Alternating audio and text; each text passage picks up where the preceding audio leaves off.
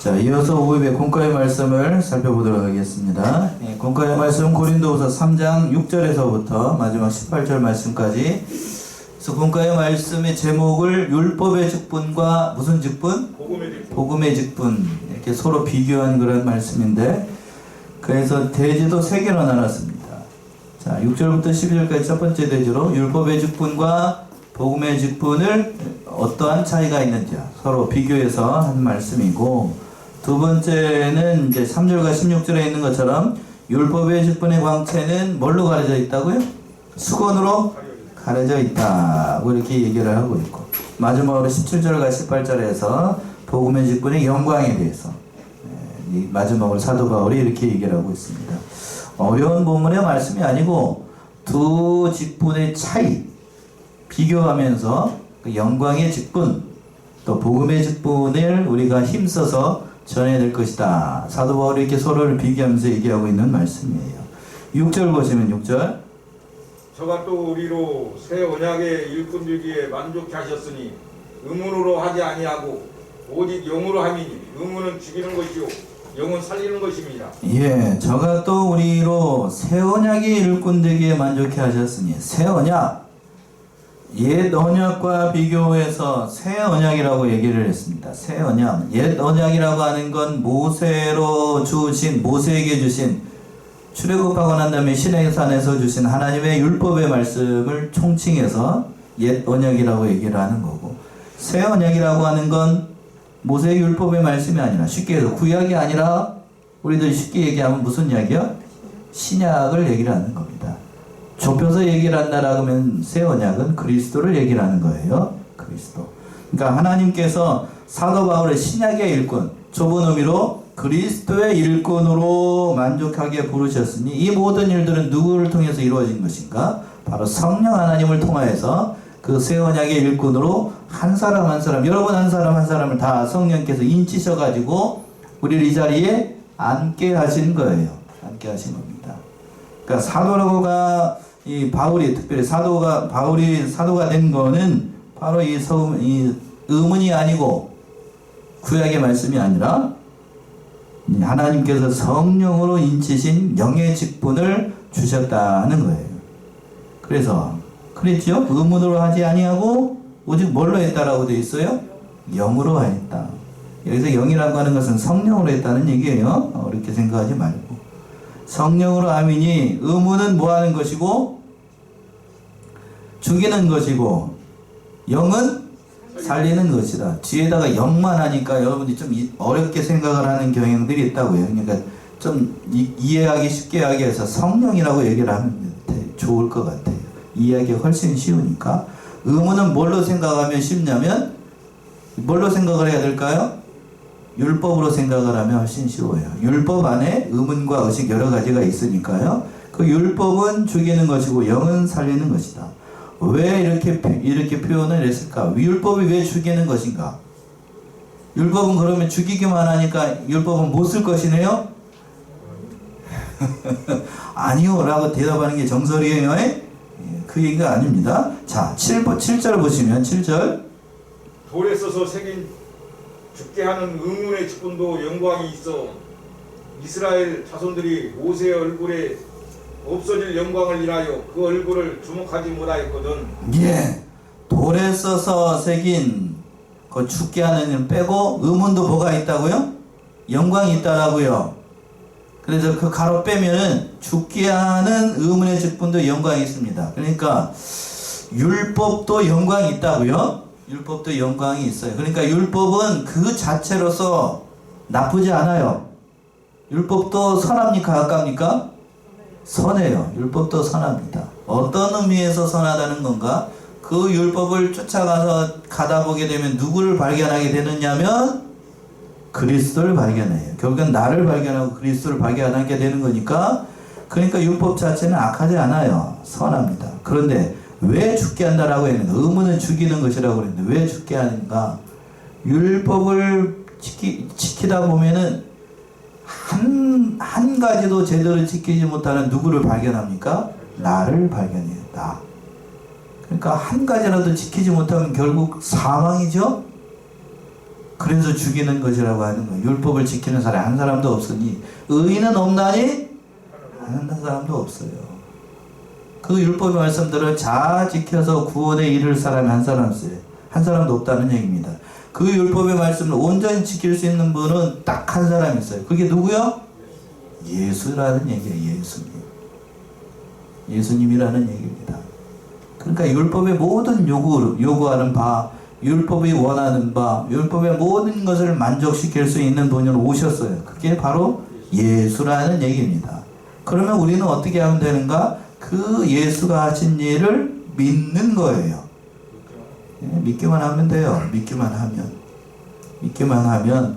그래서 그 성령은 그 영은 살리는 거라고 그랬잖아요. 6절에 그랬죠. 영은 살립니다. 성령은 누구에게로 우리를 인도하냐면 바로 예수 그리스도, 율법이 우리를 그리스도로 인도했죠. 그 성령이 하시는 일은 뭔가 하면 인도한 그 율법의 말씀을 가지고 그 율법의 말씀에서 얘기한 그 그리스도가 누구라고 믿어지게끔 해요?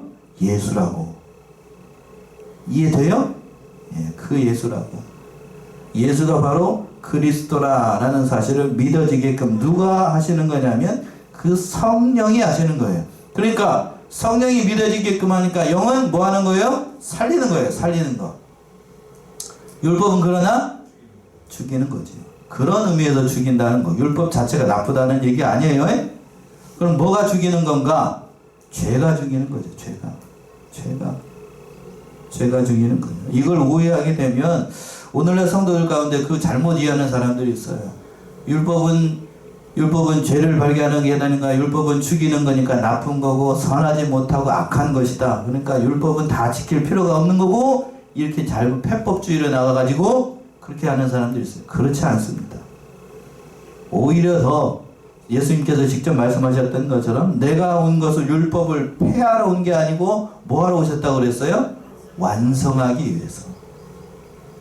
창세기 1장 1절부터 마지막 요한계시록 마지막 절까지 모든 율법의 말씀들을 실타래로 꿰는 것처럼 꿰기 위해서, 완성하기 위해서 오신 분이 예수님이에요. 예수님. 그래서 그 말씀을 하시는 겁니다. 그래서 자 본문으로 돌아와서 7절 보시게 되면 이스라엘 자손들이 모세의 얼굴이 없어질 영광을 인하여 그 얼굴을 주목하지 못하게 했습니다. 왜 주목하지 못하게 했을까? 뒤에 가서 잘 나오지요. 뒤에 가서 다시 한번 살펴보도록 하겠고 8절 보시면 8절 하물며 영의 직분이 더욱 영광이 있지 아니하겠느냐. 영의 직분, 즉 성령의 직분, 그 복음의 말씀을 전하도록 한 사람 한 사람을 지명해서 사도로 부르시고 특별히 사도 바울에게는 그 사도의 직분을 주시고 저와 여러분들에게는 성도라고 하는 성도도 직분입니다. 맞아요? 네, 성도라고 하는 그 직분을 주시고 뭐를 전하는 거니까요? 예수 그리스도를 전하는 영의 직분을 주셨으니 얼마나 더 영광스럽겠느냐라고 하는 거예요. 율법의 직분 자체에도 영광이 있습니다. 율법의 직분 자체가 무슨 영광이 있다라고 그랬죠? 그를 통해서 누구를 발견하게끔 해요? 그리스도를 발견하게 하니까 그 그리스도를 발견하기 전까지 하는 거는 율법의 영광입니다. 율법의 영광. 그러나 그 그리스도를 발견하게끔 하는 것까지가 율법의 영광이에요. 그런데 그 영의 직분, 그 그리스도를 믿어지게끔 하고 그 그리스도를 전하게끔 하는 건 성령의 능력으로 말미암아 저희와 여러분들이 하는 것이니 얼마나 더 영광이겠느냐는 거예요. 그 영광된 직분을 사도 바울이 받았고 저와 여러분들이 받았고 그렇으니 얼마나 영광이겠느냐는 거예요. 그러니까 진실로 영광되지요. 그런데 그 영광 우리가 받았음에도 불구하고 영광의 직분을 받아서 충생해가지고 하나님의 자녀가 됐음에도 불구하고 하나님의 자녀가 됐다는 긍지와 자부심을 가지고 이 세상 살아가는 게 아니고 오전의 말씀처럼 깊은 데에 빠져가지고 낭망하면서 하나님을 원망하는 자리에 우리는 있지 않는가? 우리 자신을 좀 돌아봐야 돼요. 아프고 병나고 어려움 당하면 성도들이 이스라엘 백성들이 그렇습니다. 성경에서 보게 되면 성경에서 이스라엘 백성들이 광야에서 어려움을 당하게 되면 제일 먼저 원망했던 것이 인도자 모세였습니다. 그렇죠? 모세를 원망하고 그 뒤에서 함께하게 됐던 누구를 원망해요? 하나님을 원망합니다. 우리도 그래요. 우리도 이스라엘 백성들 믿음이 없다라고 얘기하지만 죄송한 얘기입니다만 이스라엘 백성들은 그래도 하나님 찾아요. 근데 우리는 그런 것 같아요. 본질적으로 진노의 자녀라서 그러는지 주일만 하나님을 믿는 것 같이 좀 하는 것 같고 주일 예배 드릴 때는 주일만이라고 그러면 또 안 되겠다. 주일 예배 드릴 때만 하나님을 좀 찾는 것 같고 저 문 열고 나가는 순간 세상 사람보다도 어떤 의미에서는 더 하나님 안 찾아. 그게 우리의 모습인 것 같아요. 우리의 모습. 하나님을 찾아야 된다. 오늘 기도도 그렇게 하셨지만 하나님은 잘 찾고 하나님께서 원하시는 바대로 그렇게 해야 되는데 우리의 믿음이 참으로 연약하고 약해서 또 어떤 의미에서는 악해서 진짜 악한 것 같아요. 저를 봐도 그렇고 참 악합니다. 여러분들은 꿈꾸면서 죄를 짓나요? 꿈꿀 때 성도들이 가장 무장해제가 되고 교양과 인격이 다 드러나는 때가 언제냐면 여러분들이 잠자고 꿈꿀 때예요. 맞아요? 틀려요? 여기 있을 때에는 목사님이 보고 있고 다른 성도들도 보고 있으니까 교양으로 어떻게든지 잘 보이려고 이렇게 합니다. 다른 사람들 보는 앞에서. 그런데 잠잘 때에는 그런 게 어딨어. 교양이고 인격이고 뭐 나발이고 그냥 다 풀어놓고 그냥 자니까 잘 때에는 그냥 입 배 벌리고 코 골고 이 들들 갈고 그러면서 자요. 옆에 남편이 있거나 자식이 있거나 아무 상관이 없어. 그냥 발로 막 남편 옆에 있으면 발로 막 차고. 그렇죠? 저희는 잘 때 집사람이 저기에 자고 제가 저기 이쪽에 자고 우진이가 가운데 자요. 가운데 자는데 우진이가 잠자면서 자유로운 영혼이라 이리 다니고 저리 다니고 막 그래가지고 나머지는 상상에 맡길게요. 똑바로 처음에 누워서 잤는데 아침에 일어나 보게 되면 발은 이쪽에 있고 머리는 저쪽에 있고 거꾸로 있어요. 거꾸로. 그렇다 보게 되면 지금은 많이 좀 단련이 돼서 그런데 처음에 할 때는 발로 막 옆에를 차요. 막 깜짝 놀랐는데 그래서 아무튼 그래서 뭔 얘기를 하려도 너무 많이 온 것 같네.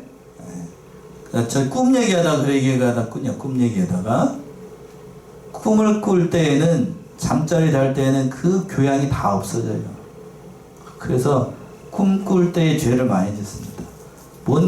목사님 뭔 꿈꿀 때 죄를 짓나요? 아침에 낮에 생활할 때에 자기에게 못되게 굴거나 나쁜 말하거나 그 못된 눈빛으로 바라봤던 사람 꿈속에 나타나요. 그래가지고 네가 낮에 그렇게 얘기했지 그래가지고 꿈에 장 갖다 놓고 그냥 두들겨 팹니다. 안 그런가요 여러분? 실제로는 두들겨 못 패니까 꿈속에서 그렇게 해요. 꿈속에서. 그게 부비한 인간의 본성이라는 거예요. 인간의 본성. 그래서 일을 많이 갈아요. 어린 아이들이나 여러분들 혹시 이가는 보시는 분이 있을지 모르겠는데 일을 어느 때 갈죠? 피곤할 때만 일을 가는가요? 예, 왜 일을 많이 가느냐면 그런 것도 있잖아요. 습관인 사람들도 있지만 심령의 상태를 보게 되면 꿈속에서 뭐하는 일들이 많을 때 낮에 별로 좋지 않은 일들이 있을 때 일을 많이 갈아요. 그래서 요즘 과학이 발달해가지고 그 이가는 사람들 이렇게 뇌파를 이렇게 이렇게 해보잖아요. 좋을 때 이렇게 수면파가 아니고 그때 그런 대목이 있죠. 그러니까 그럴 때 일을 많이 해요. 그러니까 그만큼 인간이라고 하는 것이 악하다는 거예요. 악하다는 거. 뭐 하면서도 죄를 져요? 잠자면서도 죄를 짓습니다. 잠자면서도 죄를 져요. 심지어는 꿈꾸면서도 죄를 짓고. 저도 그래요. 저도 사람인지라. 그럼 이제 아차 싶어가지고 얼른 깨가지고 주여, 그렇죠. 주여. 인간의 본성이라는 게 그렇다는 거예요. 한시라도 하나님 앞에 바로 하지 않으면 그런 존재가 되는 거예요. 자, 본문 돌아와서 거기까지만 하고 9절 보시면 9절이요. 정죄의 직분도 영광이 있은즉 의의 직분은 영광이 더욱 넘치리이다. 예, 정죄의 직분도 영광이 있은즉 의의 직분은 영광이 더욱 넘친다. 정죄의 직분, 율법의 직분을 얘기하는 거예요. 그 율법의 직분은 그 죄를 깨달아서 그리스도에게 인도하기 때문에 정죄의 직분이라고 얘기했습니다. 그 정죄의 직분도 영광이 있습니다. 자, 로마서 3장 20절이죠. 로마서 3장 20절 21절.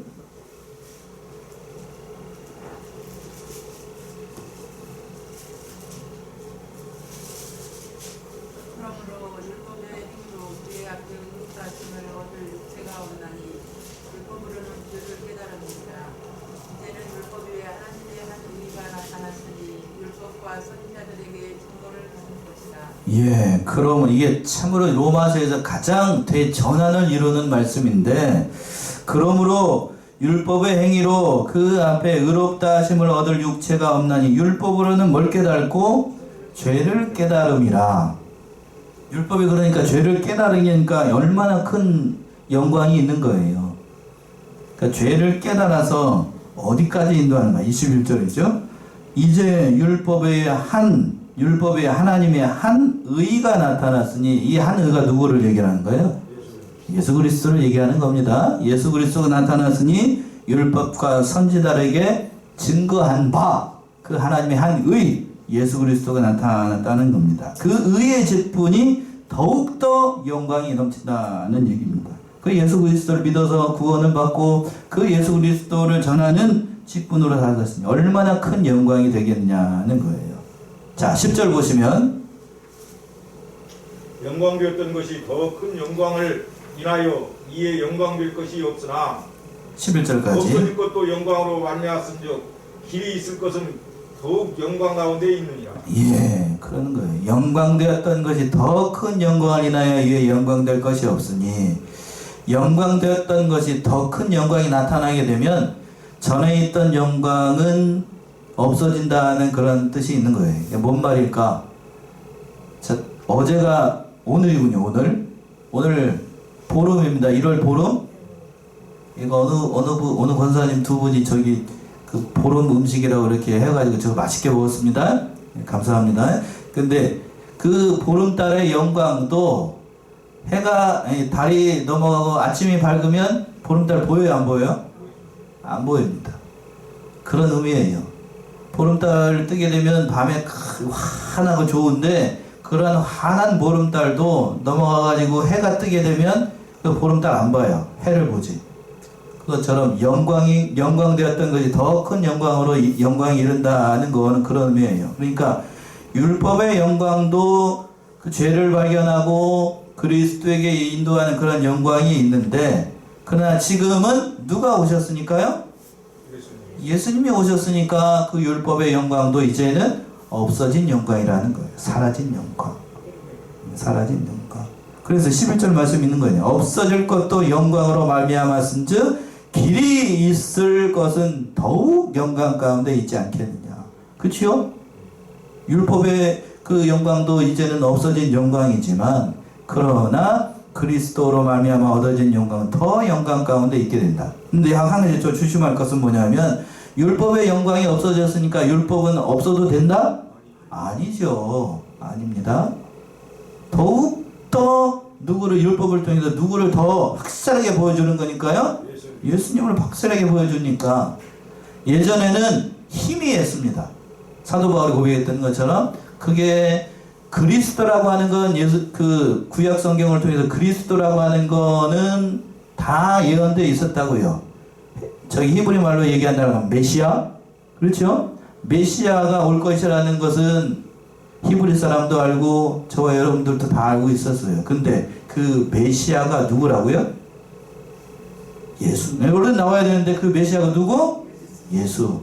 이걸 저기 헬라어 말로 하면 내자로 그리스도라고 얘기하는 거예요. 그 그리스도가 누구라고요? 예수. 우리는 그리스도가 누구라고 믿는 거고 예수라고 믿는 거고, 이 구약 히브리 사람들은 그 그리스도가 예수라고 하는 걸 믿을까요? 안 믿을까요? 안 믿어요. 그 얘기입니다. 그 얘기. 그들은 그러니까 그럼 예수가 누구냐라고 히브리 사람들한테 물어보면 그들은 뭐라고 답한다고요? 선지자 가운데 하나. 선지자 가운데 하나. 이렇게 얘기합니다. 예수님을 메시아라고 인정하지 않아요. 그리스도라고 인정하지 않습니다. 자, 본문의 말씀 돌아와서 12절 보시면 또 12절. 우리가 이 같은 소망이 있으므로 담대히 말하노니 그래요. 이와 같은 소망, 그리스도로 말미암아 얻어지는 영광이 너무나도 크기 때문에, 월등하기 때문에, 그러한 소망이 있기 때문에 예수를 믿어서 우리가 구원을 얻고 만민이 하나님의 백성이 된다는 사실을 전하는 소망이 있기 때문에 그 말씀 가지고 담대히 얘기를 한다는 얘기지요. 그러니까 사도 바울이 이런 소망이 있었던 거. 어려운 말씀 아니죠? 그러니까 쉽게 얘기하면 지금까지 했던 얘기를 다 한마디로 요약한다라고 하면 예수 그리스도의 복음을 전하는 것이 얼마나 영광된 일인가. 나는 그 일을 위해서 힘써 전하겠노라. 그 얘기를 하고 있는 겁니다. 자, 두 번째 제대로 가지 13절에서부터 16절. 율법의 직분의 영광은 수건으로 가려져 있다라고 얘기했어요. 13절 보시면 우리는 모세가 이스라엘 자손들로 장차 없어질 것의 결국을 주목지 못하게 하려고 수건을 그 얼굴에 쓴 것 같지 아니하노라. 예, 13절 보시면 우리는 모세가 이스라엘 자손들로 장차 없어질 것의 결국을 주목하지 못하게 하려고 뭘로 얼굴을 가렸다고요? 수건으로 얼굴을 쓴 것 같이 뒤가서 이제 아니하노라 라고 되어 있는데, 자, 모세는 앞에서 몇 절에서 그랬었나요? 7절에서 그랬죠? 그 7절 보시면 이스라엘 자손들이 모세의 얼굴에 없어질 영광이나여 그 얼굴을 주목하지 못하게 하려고 뭘로 가렸다고요? 수건으로 이렇게 쫙 갈았어요. 그러니까 하나님께 십계명의 돌판을 가지고 이렇게 시내산에서 짠 하고 내려올 때에 모세의 얼굴에 하나님의 그 영광된 모습이 이렇게 쫙 빛나가지고 모세의 얼굴이 마치 뭐같이 보였어요? 밝은 해변같이 반짝반짝 빛났다고요. 그랬더니 이스라엘 백성들이 그 돌판에 쓰여있는 하나님의 말씀을 주목하는 게 아니고 뭘 바라봤다고요? 뭘 바라봐요? 모세의 얼굴을 바라봤어요. 여기서 중요한 건 모세의 얼굴을 바라봐야 돼요? 십계명이 두 돌판의 말씀을 바라봐야 돼요? 말씀을 바라봐야 되지요. 그러니까 왜 수건으로 가렸겠어요? 나 보지 말고 뭐 보라고요? 말씀 보라고. 나 보지 말고 나를 사람 바라보지 말고 뭘 바라보라고요? 하나님의 말씀을 보게끔 하기 위해서 모세가 수건으로 얼굴을 샥 가렸어요. 이 부분의 해석을 놓고 여러 가지로 얘기를 합니다만, 근데 이병규 목사님 같은 경우에는 그렇게 얘기를 했습니다. 구약의 영광을 잠시 뒤게 되면 그 가려질 영광이기 때문에 이렇게 수건으로 쫙 가렸다라고 했어요. 그 율법의 목적이 뭐라고 그랬어요? 죄를 발견하고 그리스도에게 인도하는 것까지가 율법의 역할입니다. 그런데 왜 이걸 가렸냐면, 만약에 이걸 가리지 않게 되면, 이 모세의 얼굴을 가리지 않게 되면 말씀을 주목하지 않게 되고, 말씀을 따라가지 않게 되고, 뭘 따라가게 돼요? 그것만 따라가요. 그것만 모세 따라가게 되고 그것만 따라가게 되니까 딱 가려진 거예요. 싹 가리고 모세 따라가고 그 거짓된 말씀만 따라가게 되니까, 잘못된 그것만 따라가게 되니까 얼굴을 가렸다는 거예요. 그래서 자, 얼굴이 가려져 있다, 수건으로 그 얼굴이 가렸다 라고 되어 있는데, 가려져 있는 것, 하나님께서 우리 인생들에게 하나님의 깊은 뜻을 다 알려주시지 않고 가려놓은 것들이 있습니다. 그렇죠? 가려놓은 것들이 있어요. 자, 오늘 요거 말씀에서 조금 얘기를 해보고자 하는데, 왜 가려놓은 것들일까?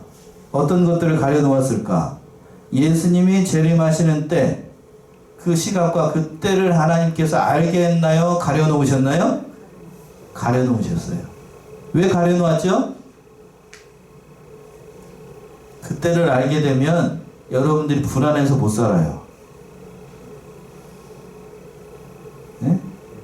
불안해서 못 살아요. 몇 월 며칠 몇 시 몇 분 몇 초에 온다라고 하면 여러분들이 잘 살 것 같아도 그 달력에다가 몇 월 며칠 동그라미 쳐놓고 그 날짜 하나 이렇게 하나씩만 이렇게 그리고 있다니까요. 그것만 하고 있어. 다른 일을 못 합니다. 자, 그리고 또 가장 쉬운 예로 든다라고 하면 사람이 죽는 날, 여러분 개인적인 종말의 날 하나님께서 알게 해주셨나요? 모르겠나요?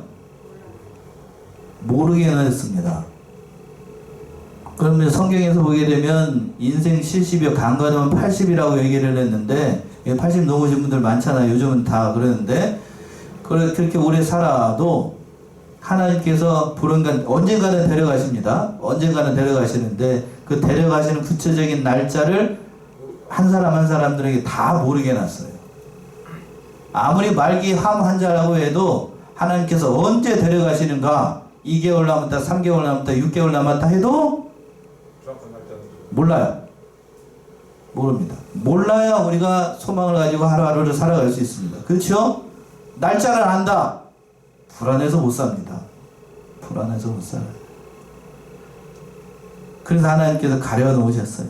모르게 하시는 게 오히려 좋아요. 모르게 하는 게. 근데 그 모든 것들을 하나님께서 그래서 오늘 본문의 말씀에 돌아와서 수건으로 그 얼굴을 쓰게 하셨습니다. 그러나 사도 바울은 그 율법의 모든 것을 가렸던 것처럼 얼굴을 쓰지 않고 수건으로 얼굴을 가리지 않고 오직 누구만 전하도록 하셨냐면 예수 그리스도를 이제 복음으로 가려져 있지 않으니까 그 예수 그리스도를 공공연하게 전파한다는 겁니다. 자, 14절 보시면 그러나 저희 마음이 완고하여 오늘까지라도 구약을 읽을 때에 그 수건이 오히려 벗어지지 아니하고 있으니 그 수건은 그리스도 안에서 없어질 것이라. 예, 자, 이 말씀이 참 중요한데요. 그러나 저희 마음이 어떠함으로? 완고해서. 거기다 동그라미 하실래요? 자, 저희의 마음이 완고하기 때문에 개정판 번역은 뭐라고 되어 있나요? 그러나 그들의 마음이 완고하여 오늘까지. 예, 됐습니다. 거기도 완고라고 되어 있네요. 완고. 고집불통이라는 얘기죠. 마음을 받아들이기를 않고 말씀들을 받아들이지 않고 오늘까지 구약을 읽을 때에 그 수건이 어떻게 됐다고요? 벗어지지 않았으니 그 수건은 그리스도 안에 없어질 것인데 벗어지지 않았으니까 그리스도가 그 수건으로 인해서 뭐 했다는 얘기죠? 자, 물컵을 놨어요. 물컵을 수건으로 딱 가리면 물컵이 보여요, 안 보여요? 안 보입니다. 수건으로 그리스도를 가려놨어요. 그러니까 구약을 읽을 때에 믿음이 없으면 그 수건이 가려져 있으니까 그리스도를 발견할 수 있다고요? 없다고요? 없어요. 왜 발견하지 못하는가? 이스라엘 백성들의 마음이 어떠하기 때문에? 완고해서. 그러니까 여기서 중요한 사실을 깨닫게 돼요. 성경을 읽을 때에 그 성경의 말씀을 통해서 그리스도를 발견하고 그리스도를 통해서 구원 얻으려고 하는 그런 마음이 있어야 쉽게 어렵게 얘기하지 말고 자꾸 어려워지는 것 같다. 믿음이 있어야만 성경을 읽을 때 은혜 받고 예수 그리스도를 믿을 수 있습니다. 단지 성경을 읽을 때에 인간의 지식으로 그 모든 것을 판단하게 되면 그 안에서 지식은 얻을 수 있을지 몰라도 예수 그리스도를 발견하지 못하고 그 믿음대로 나아가지 못하는 사람들이 있어요. 목사님, 그런 사람들이 실제로 있습니까? 실제로 있을까요? 없을까요? 많아요. 많습니다. 성경을 연구하는 신학자들 가운데에 성경의 말씀들을 액면 그대로 문자 그대로 그 말씀을 믿지 않고 연구하고 저기하는 사람들이 많습니다. 일명 자유주의 신학자들이라고 얘기하고 그런 사람들이 많이 있습니다. 그런 사람들 죄송하지만 여러분보다 성경 더 빠삭합니다. 성경 빠삭해요. 성경 얼마나 잘하는지 알 수가 없다고요. 그런데 알기는 뭐같이 알고 귀신같이 아는데 그 귀신같이 아는 말씀을 뭐하는 바는 없어요? 믿는 바는 없습니다. 믿는 바는 없어요. 마치 신약시대 예수님 당시에 누구처럼? 서기관들과 누구들처럼? 바리새인처럼 그 율법의 말씀들은 바리새인들은 처음부터 끝까지 다 외운다니까요. 외우면 뭐해? 그 수건이 가려져 가지고 그 외우는 말씀 가운데 예언하신 그 그리스도가 왔음에도 불구하고 앞에 서 있음에도 불구하고 예수님을 알아보지 못합니다. 뭐가 없기 때문에요? 믿음이 없기 때문에. 14절 말씀에서 보게 되면 저희의 마음이 뭐하기 때문에? 완고하기 때문에. 그걸 버리지 않으면 예수님을 봐도 예수님이 앞에 와 있어도 심지어 하나님이 앞에 와 있어도 모르는 겁니다. 모르는 거예요. 발견할 수가 없는 거예요. 15절 16절 오늘까지 모세의 글을 읽을 때에 수건이 오히려 그 마음을 덮었도다. 그러나 언제든지 주께로 돌아가면 그 수건이 벗어지리라. 예, 이 말씀이죠. 제가 했던 말씀 그대로 있잖아요. 오늘까지 모세의 글을 읽을 때에 수건이 오히려 그 마음을 어떻게 했다고요? 덮어버렸어요. 그러니까 그 덮어버렸으니까 그 안에서 그리스도를 발견할 수 없고 그 그리스도가 바로 예수라고 하는 것을 예수님이라고 하는 사실을 발견할 수 없다는 겁니다. 그러나 회개하고 주님께로 돌아오게 되면 그 수건이 어떻게 된다고요? 벗어져요. 벗어집니다. 그래서 예수 그리스도를 발견하게끔 하는 거예요. 마지막 그 직분을 그 복음의 직분을 지금 자기가 받고 있으니 그 모든 일들을 통해서 하나님이 영광을 드러내겠다는 것이 17절 18절 마지막 말씀이에요. 17, 18절이요. 주는 영이시니 주의 영이 계신 곳에는 자유함이 있느니라. 우리가 다 수건을 벗은 얼굴로 거울을 보는 것 같이 주의 영광을 보매 저와 같은 형상으로 화하여 영광으로 영광에 이르느니 곧 주의 영으로 말미암음이다. 어렵게 생각하지 말고 이거 어렵게 생각하면 이거 한없이 어려워지는데 주의 영 주는 영이시니 주의 영이 계신 곳에는 뭐가 있다고요? 자유함이 있다. 그러니까 이것도 뭐 여러 가지로 얘기할 수 있습니다만 예수님을 믿음으로 말미암아 하나님을 알게 되고 하나님의 백성이 되어서 하나님을 누구라고 부를 수 있게 되냐면 아버지라 부를 수 있습니다. 그러한 자유함이 죄사함의 은혜를 받았으니까 그러한 자유함이 있어서 하나님을 아버지라고 부를 수 있는 은혜가 있다는 얘기도 담겨 있는 거예요. 그래서 그 하나님을 전함이 있어서 18절이요. 우리가 다 수건을 벗은 얼굴로 거울을 보는 것 같이 주의 영광을 보매 저와 같은 영상으로 하여 영광으로 어디에 이르고 영광이 이르니 곧 주의 영으로 말미암은 것이다. 그러니까 예수 그리스도의 영접함으로 말미암아 우리는 하나님의 형상으로 더 닮아 나가게 되고 영광에서 뭘로 이루어진다고요? 영광에서 영광으로 이루어지게 된다. 그 영광의 직분을 내가 담당하고 있으니 나는 그리스도의 복음을 힘써서 전하겠노라. 이런 말씀인 겁니다. 그러니까 어려운 말씀이 아니죠. 율법의 직분과 복음의 직분을 비교해서 말하면서 그러니까 우리가 여기서 중요한 것이 요약해서 말씀드리면 한 가지만 더 말씀드리겠습니다. 자, 정리하면서 율법의 직분도 악하다 선하다? 선하다. 악하다라고 얘기하면 안 돼요. 선합니다. 뭐를 발견하게끔 하는 거니까요? 두 가지를 발견해요. 죄를 발견하고 또 그리스도를 발견하게끔 하는 거니까. 그리스도에게 인도하게 하는 거니까. 그러니까 복음의 직분은 그러면 어떤 면에서 더 영광되는 건가? 그 그리스도가 누구라는 사실을 믿어지게끔 한다고요? 예수라게끔 하는 것을 성령을 통해서 믿어지게끔 합니다. 그래서 그 복음의 직분을 받은 사도 바울은 세상 사람들을 다 그러한 백성으로 만들기 위해서 그 영광된 직분을 감당하겠다는 얘기예요. 그러니까 이 말씀 통해서 우리는 사도 바울의 심정을 이해할 수가 있는 거고 불철주야 하나님의 복음을 위해서 충성했던 사도 바울의 믿음의 정신을 발견할 수 있는 겁니다. 우리 사랑하는 성안의 성도들도 이러한 직분을 맡았다는 사실을 기쁘게 여기고 반갑게 여기고 감사하게 여기고 그 직분을 충성하는 저와 여러분들이 다 되시기 바랍니다. 기도하겠습니다.